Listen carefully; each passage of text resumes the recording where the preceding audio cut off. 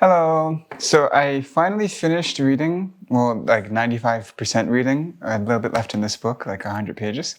The history of Afghanistan. I picked 4 books to read about Afghanistan, and I'm going in alphabetical order by country. Next, I have Albania. So I got Mud Sweeter Than Water, The Albanian National Awakening, and A History of Albania. It's actually quite hard to find general histories in Albania. There's only a few. So I finished the ones on Afghanistan, and here's what I have to say about these books. So I'll start with Farewell Kabul.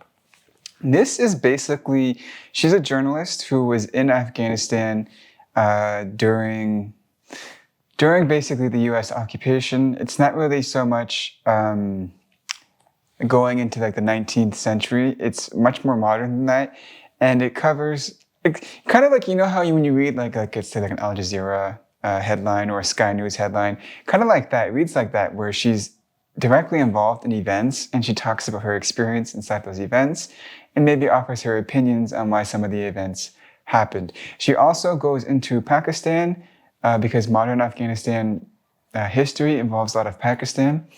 And so she spends quite a bit of time going over some Pakistani issues as well.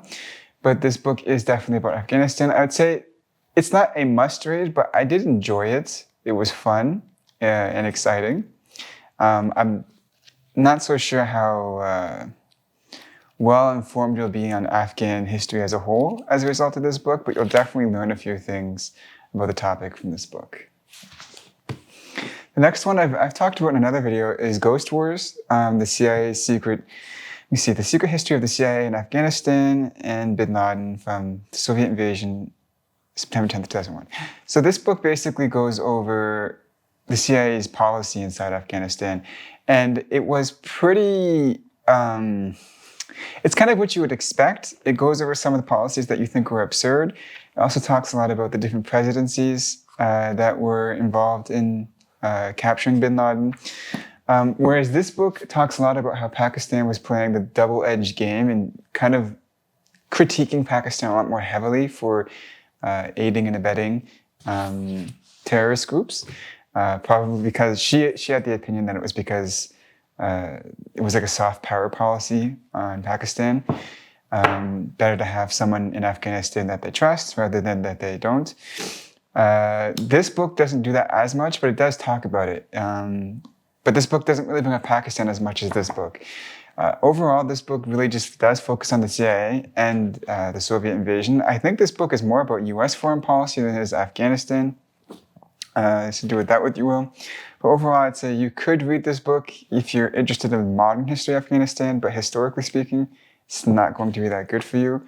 You could skip this book. I don't think it's necessary. I think actually any book that covers like the CIA role in Afghanistan, although it's technically in the sub-genre of like Afghan history, you could probably ignore. Now this next book is probably the best book I read on Afghan history. Afghani history, I think it's probably said correctly. This book goes over everything, even including up to like the U.S.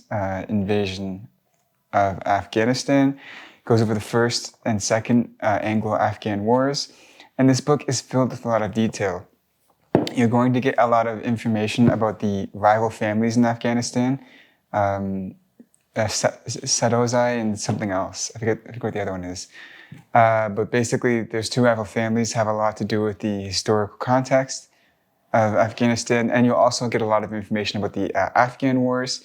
And on top of that, this book goes into great details about the actual battles that occurred in Afghanistan, whereas other books, in particular, this book doesn't go into as much detail about the battles and how they unfolded.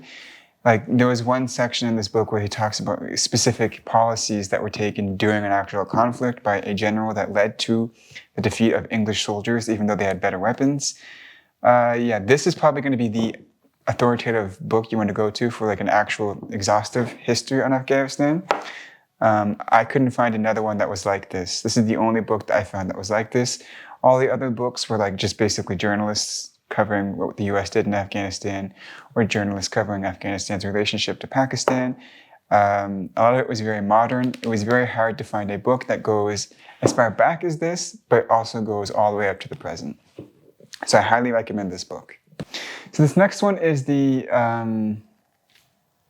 Anglo-Afghan War, the first one, the Battle for Afghanistan. And this is a very famous author who covers this region in general. I would say that this book you should probably read. It will repeat a lot what you find in Jonathan Lee's book. Somebody tried to say that this wasn't an Afghan history book on my Instagram page, but this is definitely an Afghan history book. The first 4 chapters actually don't cover the first war between the British and Afghanistan. It goes over the dynamics inside the country leading up to the first war, and a lot of it's again going over the two issues with the families, the dynasties that were involved, even the first Durrani Empire. It covers that. It covers the first Afghan Empire, and it even talks about some of the issues with Persia and how Afghanistan was dealing with Persian issues. Then it kind of transitions into the beginning of the Great Game period, as it's called, where it talks about Russian and British spies inside the region, and it dedicates a lot of time to that. Then the actual war, very little is dedicated to that section. I think it's like maybe 3 chapters, maybe 2 or 3 chapters. And then the last 3 chapters talks about the falling out, or like the consequence of the war, like after the war is done, what happens afterwards. So I would actually classify this as a general Afghan history book, but it kind of stops at, let's say like 1905, 1910, somewhere around there. Because the first war, I think, happened in 1841. So basically, it goes pretty far into Afghan history. I would classify it as a general Afghan history book, but again, it's not going to be as exhaustive as this. And if you don't want to read 4 books, like I did, I would honestly just stick with this one. You really only need to read this one to get a good understanding of modern Afghanistan. And then if you really want to get like the modern Afghanistan, you could probably read this book. This book has enough of the events that happened during the 2001, 2002, maybe up to 2006 or 7 period. Anything after that is going to be missed. But overall, I would say this is going to be the best book, and you just want to stick with this one. This one's good as well, but it's not as exhaustive. So those are the books I read on Afghan history. The next ones, like I said, are going to be, I'm going in alphabetical order. I want to get like every country in the world in the next 10 years, ideally. And so I'm going to do Albania next. If you have if you have a suggestion for Albanian history, I'd be interested to see what there is. I know there is Albania and Democracy, there's that book, but that's a very, very modern. I want something that's more like this book, very exhaustive, going like way back, but I don't think I'm going to find that. But if you have a recommendation, I'll look it up. It was hard to find books on Albanian history. But with that being said, guys, bye-bye.